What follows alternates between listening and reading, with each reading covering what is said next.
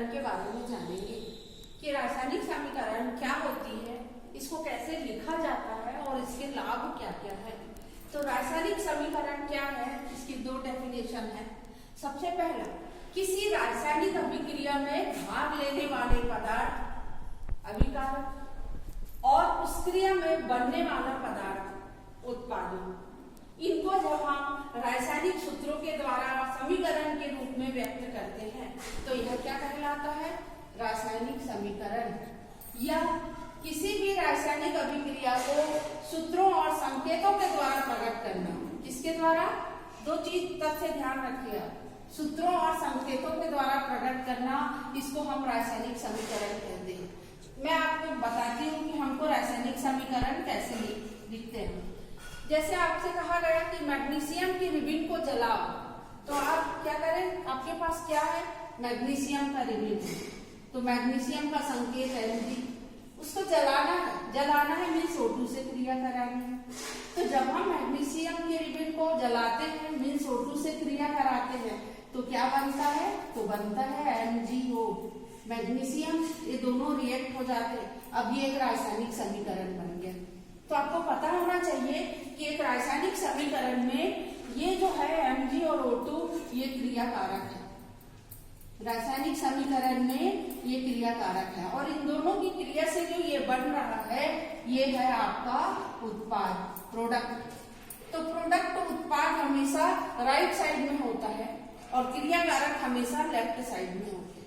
इसी प्रकार मैंने बोला कि आप जिंक की क्रिया सल्फ्यूरिक अम्ल से कराइए तो जिंक प्लस H2SO4, सल्फ्यूरिक अम्ल से क्रिया हुई जिंक की, तो Zn इससे क्रिया करके बनाता है जिंक सल्फेट और इस क्रिया में हाइड्रोजन गैस बाहर निकलती है।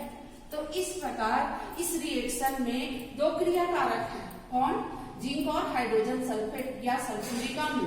तो क्रिया कारक हमेशा बाईं ओर होता है और उत्पाद हमेशा जो होता है दाईं ओर होता है, प्रोडक्ट। ये आपको याद रखना है।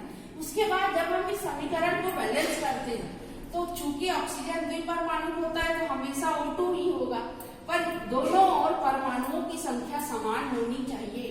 तो यहाँ दो ऑक्सीजन है तो आप यहाँ पे भी ऑक्सीजन 2 करोगे, तो इसके लिए आपको कभी भी यहाँ सामने लगाना होता है, सूत्र में कोई अंतर नहीं आता। जो भी आपको बैलेंस करने के लिए लगाना है वो आप यहाँ पर लगाएंगे। तो ऑक्सीजन 2 हो गए, पर इसके साथ साथ मैग्नीशियम भी 2 हो गया, तो आपने 2 यहाँ लगाया। इस प्रकार ये समीकरण बैलेंस हो गया। यहाँ भी 2 मैग्नीशियम है, यहाँ भी 2, यहाँ 2 ऑक्सीजन है, यहाँ भी 2, दोनों पक्षों में मान बराबर होना चाहिए। और हमेशा क्रिया कारक और उत्पाद के बीच में एक तीर का निशान होता है, ये तीर का निशान या बराबर का निशान कहते हैं। अब इसमें देखिए दोनों ओर एक जिंक है, यहाँ भी एक जिंक है, सल्फेट, यहाँ एक सल्फेट, हाइड्रोजन 2 है, यहाँ 2 हाइड्रोजन। इस प्रकार ये समीकरण जो है वो बैलेंस है।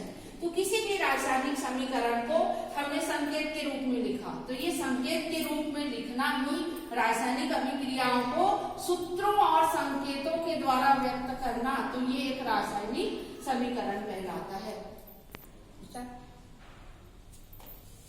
रासायनिक समीकरण के लाभ।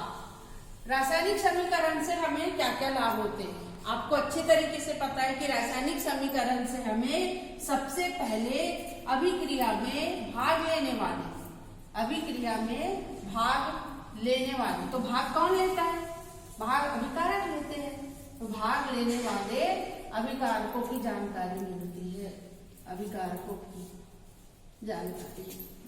तो जिस प्रकार हमें भाग लेने वाले अभिकारकों की जानकारी मिलती है उसी प्रकार इस अभिक्रिया में उत्पाद क्या बन रहा है, तो हमें उत्पादों की जानकारी भी मिलती है ना, उत्पादों की जानकारी मिलती है। और इसके अलावा हमें क्या जानकारी मिलती है, उत्पादों की जानकारी, द्रव्य की अविनाशिता के नियम की पुष्टि होती है। जैसे आप ये देखिए कि द्रव्य का अविनाशिता का नियम मैंने बताई थी आपको कि द्रव्य को न तो उत्पन्न किया जा सकता है और न ही नष्ट किया जा सकता है। तो द्रव्य के अविनाशिता के नियम की क्या होती है, पुष्टि, नियम की भी जानकारी भी होती है हमको और पुष्टि भी होती है। और रासायनिक समीकरण के क्या क्या लाभ है, कैसे द्रव्य के अविनाशिता के नियम की पुष्टि होती है, इसको समझिए। A प्लस बी मिलकर अगर C और D बना रहे हैं तो ये अभिकारक है और ये उत्पाद है, तो इसका कुल द्रव्यमान जितना होगा इसका भी कुल द्रव्यमान उतना। तो रासायनिक समीकरण से हमें ये भी जानकारी मिलती है। रासायनिक समीकरण से हम तुल्यांकी द्रव्यमान की गणना कर सकते हैं। किसकी? तुल्यांकी द्रव्यमान की गणना ये कर सकते हैं। और क्या कर सकते हैं हम? इससे हम इस समीकरण में जो भी भाग ले रहा है तो हम उसकी तत्वों की संयोजकता की जानकारी मिलती है हमको, संयोजकता की जानकारी। इसके अलावा हमें ये भी जानकारी मिलती है कि कितने अभिकारक भाग ले रहे हैं, कितना उत्पाद बन रहा है। तो रासायनिक समीकरण से हमें ये लाभ